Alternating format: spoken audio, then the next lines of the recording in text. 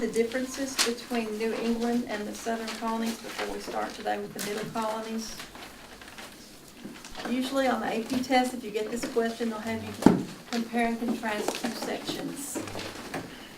So the easiest to compare and contrast are the New England and the southern. That's where you see the most striking differences.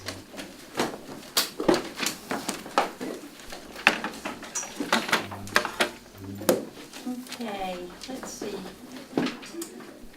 Libby, can you tell me one difference between the two areas?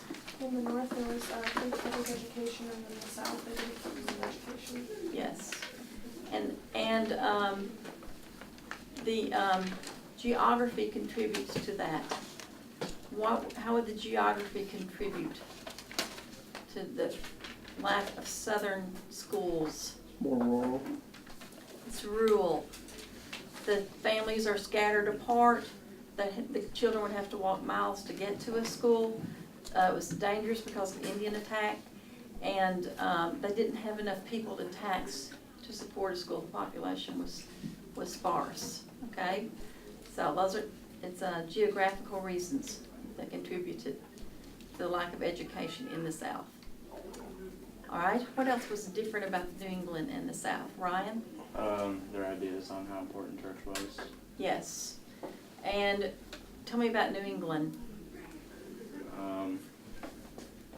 Yeah, they had like lots of churches, and they believed like that was a part of like the church controlled like the state and everything like that, and everything was involved with that. And in the South, there's just like a couple spread out of churches, but not. They didn't think they correlated together like that.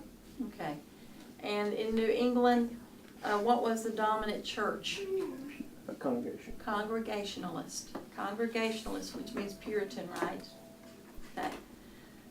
There were some Anglican churches in New England, but mostly there were some Anglican churches in all sections of the colonies. That's a similarity they have. The Church of England was to be found in all sections. English settlers were to be found in all sections. Farming was done in all sections. Those are some similarities. Okay, because they might ask you similarities too.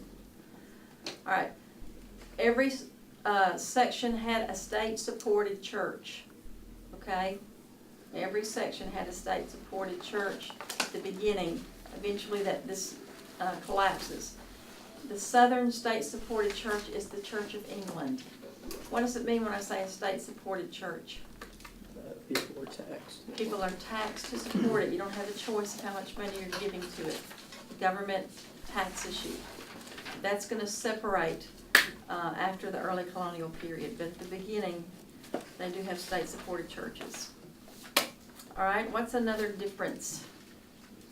Yes. The population wasn't as diverse in the north as it was in the south. Very Because good. of, like farming and stuff, they needed a lot of different workers, and those workers were usually like poor, so they'd be like Irish and Very good. The northern colonies were settled by Englishmen, okay? English people who were unhappy with their church, right, back at home. They were separatists and Puritans. Okay, those were mostly the settlers of the Northeast. In the South, the southern colonies, most of them are proprietorships, right? And so how would that contribute to the diverse populations in the South? They just needed labor, so they passed a lot of like free laws, as in like freedom of religion. Yes, the proprietors wanted to make money. It had nothing to do with religious faith, right? They wanted to make money, so they advertised across Europe, and they gave people freedom of religion and a democratic style of government to get people to come and settle on the land. So you have a lot more cultural diversity in the South, especially in South Carolina, right? Okay, who can tell me another difference between the two areas? Will? They had different major industries. In the Yes. south, it was more agricultural. In the north, it was shipping. Good. Shipping and something else from the sea. Like fish. Fish. Fishing and shipping. By shipping, I'm thinking trade, right? Trade. So God and cod, right? In New England, God and cod. Remember that? Yes. The political centers of life were different. In the south, it was more pubs, and in the north, it was churches. Yes. When they wanted to get together to talk politics in New England, they went to the church house, right? That was the meeting house. It was for politics and for church. In the South, they tended to gather at pubs. Churches never had the dominance in the South that they had in New England. Libby? In the north, they had long life, and in the south, the male mortality rate was very high, and women had to marry several times. Very good. The infant mortality rate was also very high in the South. Only 50% of the children lived to adulthood. Okay, and there's something that's geographical that causes that. How does geography contribute to that? Why do people in New England live longer? The cold winters kill germs, and it also keeps them snowbound at home away from each other so they're not spreading viruses. And also in the South, malaria was a huge killer of people from the swamps, the heat of the swamps, the mosquitoes, which the New Englanders did not deal with in the winter time. Katie, another difference. In the South, they had like larger plantations, so they turned to slave labor, but in the North, they took small farms they could take care of on their own. Very good. The children provided the labor for their small farms in New England.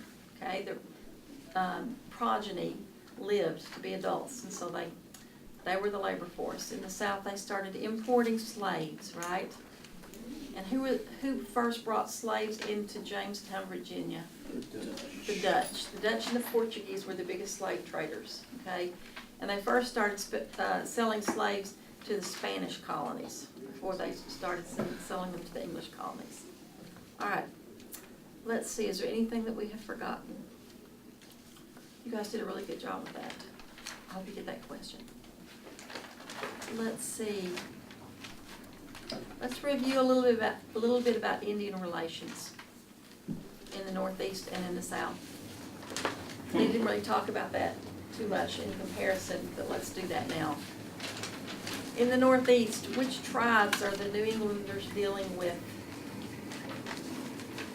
Which tribes were up in New England?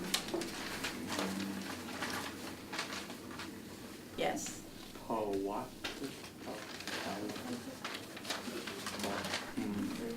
I'm not sure what you're thinking of. The Iroquois is one of them. The Confederacy, remember there were a confederacy of 5 tribes called the Iroquois League. They were very strong, Powhatan, you're thinking Powhatan. That's it, isn't it? Yes, that's in the South. That's a shame. Yeah, yeah. But you're in the ballpark. All right, and also the Pequots in New England. We haven't talked about the Pequots yet, have we? Did we talk about the Pequot War a little bit? All right. There was a major war fought against the Pequot Indians, and they attacked a majority of the colonial towns. It was mostly caused by the settlers pushing into the area known as Connecticut. When the settlers, they had treaties not to push into that area, and as they wanted more land, they were taking the land from the Indians, and the Indians attacked. Who was the great warrior associated with the Pequots? He had an English name and he had an Indian name. King Philip's War. Okay, it's confusing because it sounds like a European war, but it's not. It's an Indian war. What was his Indian name? Something in the sky. It's the sky. It's bright and has a tail. Metacomet. And they finally killed him by using a Christianized Indian to set up a trap for him, right? And they bushwhacked him and killed him. All right. So at the beginning, the Indians help. Remember Squanto helped the Pilgrims? Okay. So up at the beginning, they helped the Pilgrims to survive, but eventually they're going to fight over land. All right, what was the war that was fought in the South?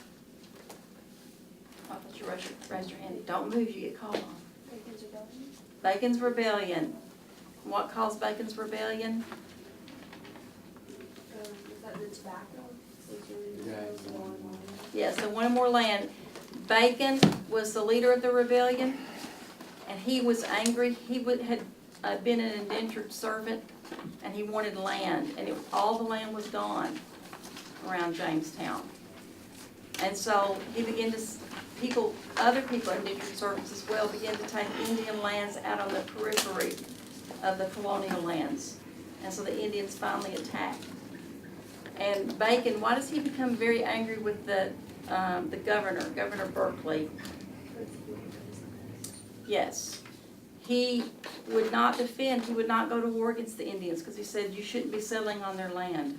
He didn't want an Indian war. And so the people on the frontier who were on Indian land ganged up together and they went into Jamestown, and what did they do? Remember what they did? They burned the government offices, right? And he was arrested, he dies in prison. And they eventually form a treaty with the Indians and they get more lands.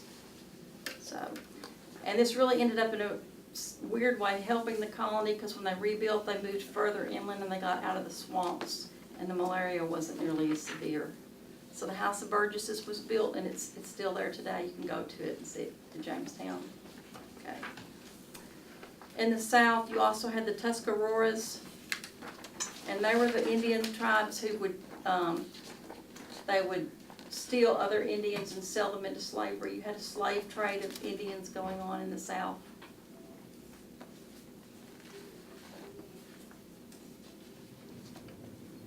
All right, I think you've got that. Let's move on to the middle colonies.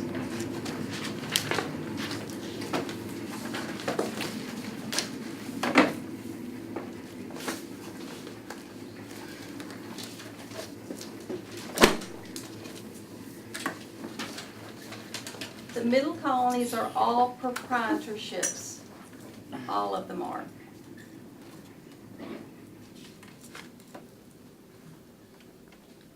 In the south, all of them were proprietorships except Virginia, right? Jamestown, Virginia, the Chesapeake was not a proprietorship. The rest of them all were. Jamestown had been founded by the London Company, right? A joint stock company. All right. In 1626,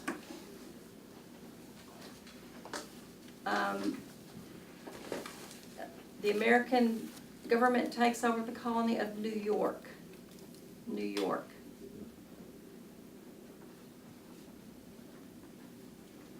It was previously known as New Amsterdam.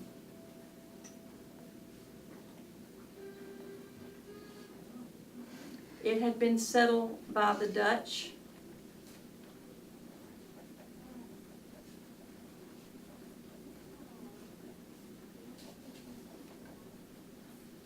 The Dutch West India Company had gotten a charter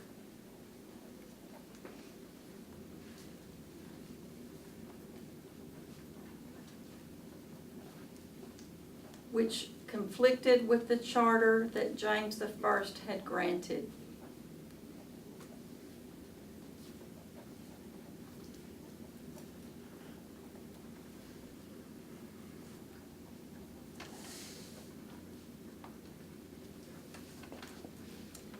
The Dutch West India Company, if you just want to put DWI Company,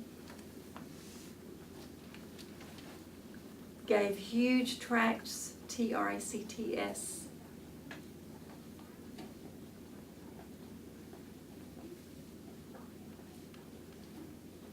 of land to anyone who would pay to settle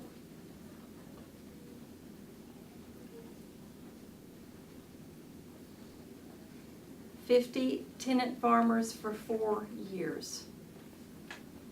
So if you would pay to settle 50 people for 4 years, you would be rewarded with a huge tract of land.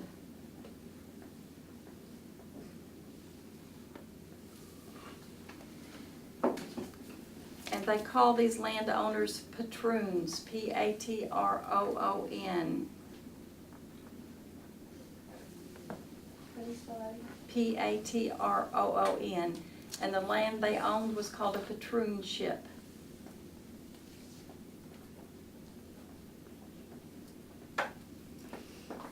Not many Dutch people wanted to move there, and so they introduced slavery very early.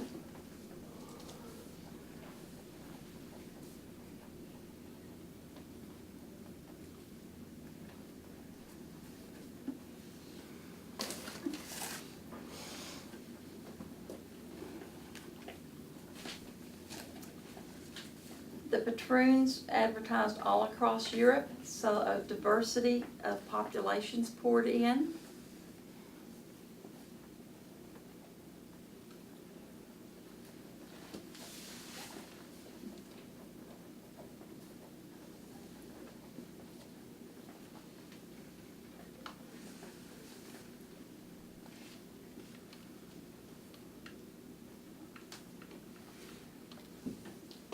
Let's review a little bit of European history. If you look on the back wall, the Restoration is from 1660 to 1800. Why is it called the Restoration? Does anybody remember? Why is that called the Restoration? Somebody was restored to the throne. What had happened to the throne? What war had been fought during the Renaissance after Queen Elizabeth ruled? You had Queen Elizabeth and King James. Eventually, there's a Puritan civil war, right, between the Catholics and the Puritans. And who takes over the government of England?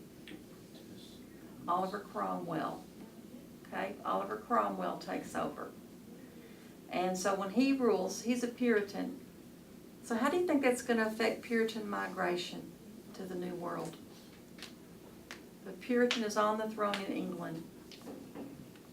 How's that going to affect Puritan migration? A lot of money done to America. Whenever he's on the throne, are they going to be treated well at home? If he's a Puritan? Yes.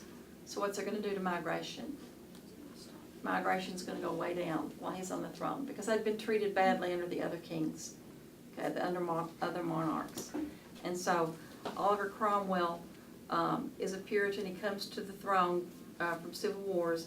And then whenever he dies, what happens to the throne? Charles II is restored. All right, Charles II is restored to the throne, and it's called a restoration. All right? So, after Charles II is restored to the throne, he gives a lot of land in the New World away to people who helped him regain his throne. Okay? And so, that's why a lot of these proprietorships were given, or proprietors were given these land grants. They'd help Charles II come back to the throne. So not only are they called proprietorships, they're also called restoration colonies. Okay? So write that along at the top. Middle colonies, they're known as restoration colonies and they're proprietorships. And these are the colonies that are founded later in colonial history, okay? All right, so after his restoration, and that's where we got to in our notes, that's why I had to go back and explain the restoration. After his restoration, Charles II gave the land where the Dutch had settled to his brother.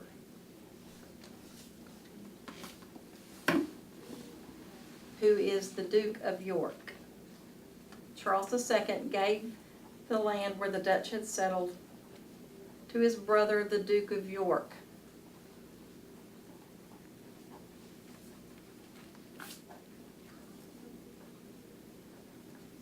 And so English forces go in to capture this Dutch settlement. There were about 1,500 Dutch people living there. And they don't even have to fire a shot. There's no battle. The settlers don't really care who's ruling them. They're happy. They don't care. So they take New Amsterdam without firing a shot, and they rename it New York, because now the Duke of York owns it, okay?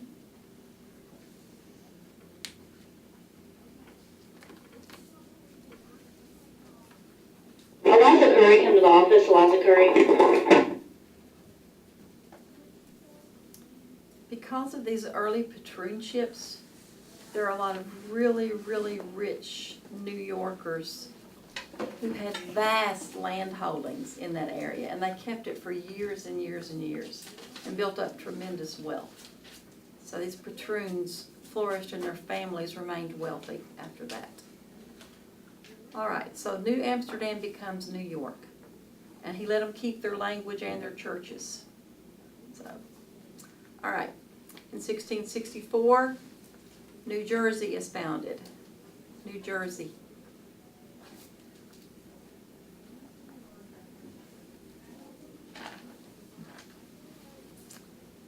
It's also, all of these are proprietorships, okay? So, Lord Berkeley was the main proprietor, Berkeley.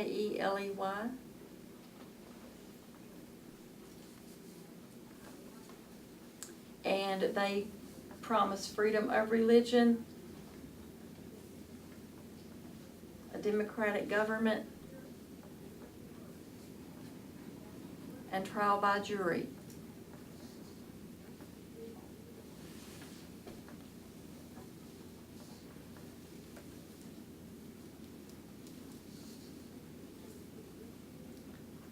A lot of Quakers moved into New Jersey.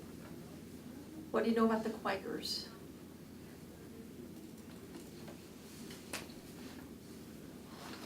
Any memory of them before the Civil War?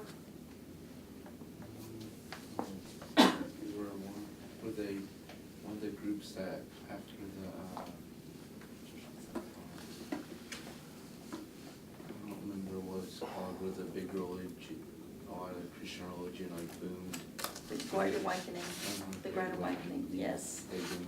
The Quakers were called the Inner Lights because they said that every individual has a personal experience with God, and there's an inner light that comes to them. And the most important thing to remember about Quakers is that they are pacifists. Because on the board, what's a pacifist? Don't fight. They don't believe in war for any reason.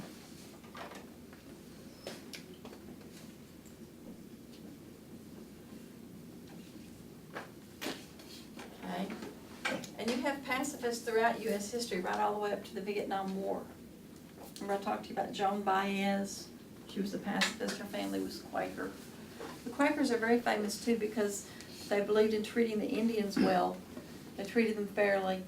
And they also bought a number of slaves' freedom. Their church spent a fortune buying people's freedom, and also they helped with the Underground Railroad through those middle states. All right. What would be the problem with having pacifists in control of your state government? They won't fight if someone tries to take them over. See how that could be a problem? They're Indian wars for land. Right. They're not going to send an army to protect you, right? All right. And that's going to be more of a problem really in Pennsylvania. Pennsylvania's next. We just have 2 to go. We're almost finished, guys. Hang in there. 2 to go. Pennsylvania. It was the main Quaker colony. And it's named after its founder, William Penn, P-E-N-N. Charles II gave William Penn's father this land.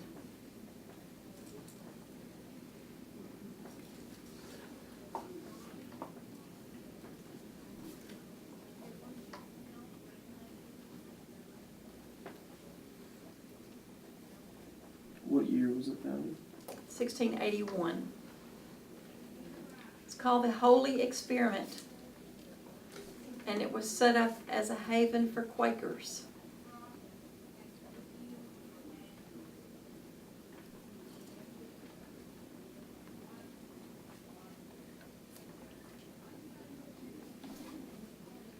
And so it had religious freedom and representative government, a lot of cheap land. So people poured in from across Europe. You had lots of different nationalities pouring into Pennsylvania. A large number of Germans. They became known as the Pennsylvania Deutsch.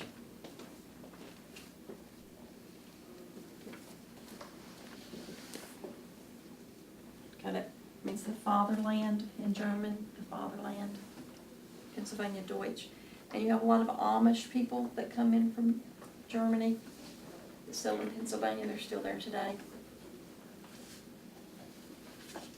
All right, and the last middle colony was founded in 1682, and it's Delaware. Will, can you reach that? Yeah. I'll have to reach it.